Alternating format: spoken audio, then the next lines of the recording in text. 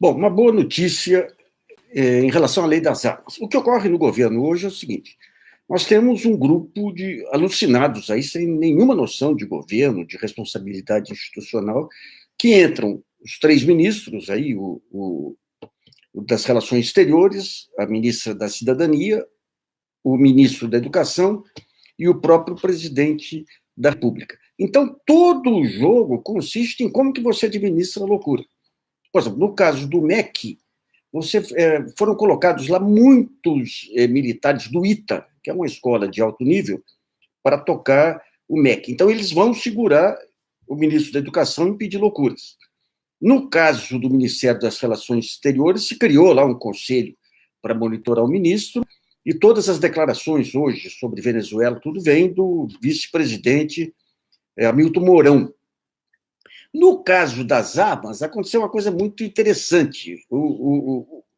Promessa de campanha do Bolsonaro, do pai do Carlos Bolsonaro e do Eduardo Bolsonaro, que é o Jair, de liberar todas as armas, fez a festa aí da indústria do lobby das armas nos Estados Unidos, aqui internamente, se achava que ia inundar o Brasil de armas, mas na regulamentação foi colocado um freio que ele não percebeu. O freio é o seguinte: tudo tem que passar pela Polícia Federal. Você pode até comprar arma, mas a compra de arma vai depender da autorização da Polícia Federal. E essa autorização é burocrática, o sujeito vai ter que entrar com pedido, daí a polícia vai investigar. Hoje, especialistas aí me contavam que isso aí vai demandar um trabalho burocrático grande pela frente, então praticamente não vai mudar nada nessa área. Por isso que hoje o Eduardo Bolsonaro caiu a ficha dele, o filho número 2 ou 3, não lembro, caiu a ficha dele, e o que ele fez? O Ministério da Defesa soltou um regulamento em cima da lei, e ele entrou no Twitter batendo no Ministério da Defesa: vocês não fazem lei, nós que fazemos. Então, você conseguiu torear por essa área. Uma outra toreada nós comentamos aqui, que foi na questão da caixa preta do BNDES, que não tem caixa preta no BNDES, tudo é colegiado lá, não é que nem era a Petrobras, né? Então, você apresentou lá uma relação de todos os contratos de financiamento e o Bolsonaro achou que estavam abrindo a caixa preta do BNDES. Então, é um jogo complexo.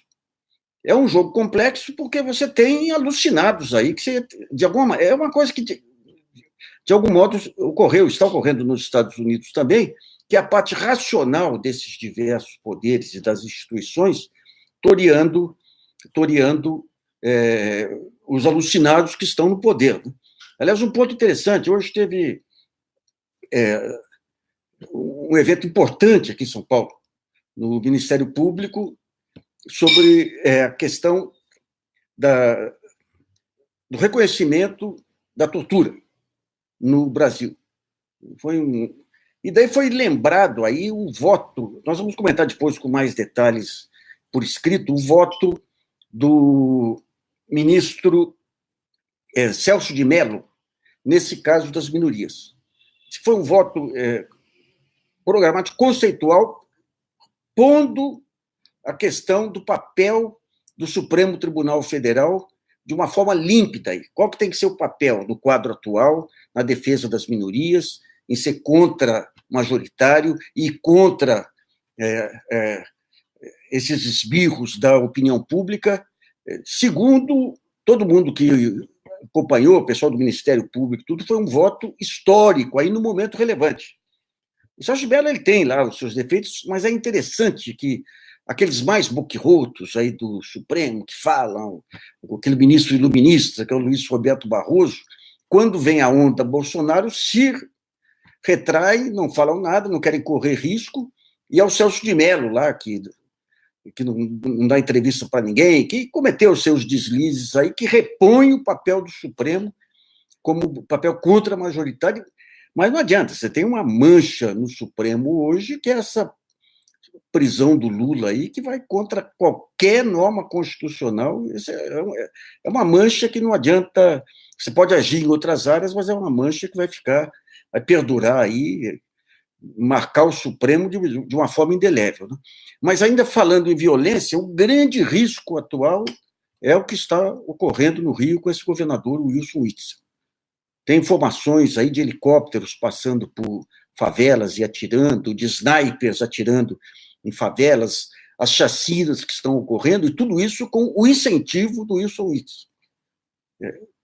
Ontem, antes de ontem, teve aqui o pessoal que está montando teve aqui, eu estive conversando com o pessoal que está montando esse movimento Paulo Evaristo Arnas, aí, em defesa dos direitos humanos. Eles vão abordar casos específicos, mas esse Wilson Witzel, ele precisa de um tribunal. Ele tem que ser seguro. É um alucinado, é um assassino, um assassino.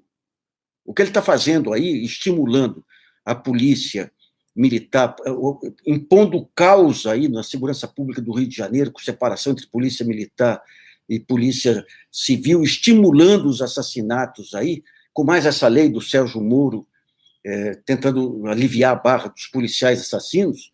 Esse é um caso que está ocorrendo aí no Morticínio, no Rio de Janeiro, que é um caso nacional.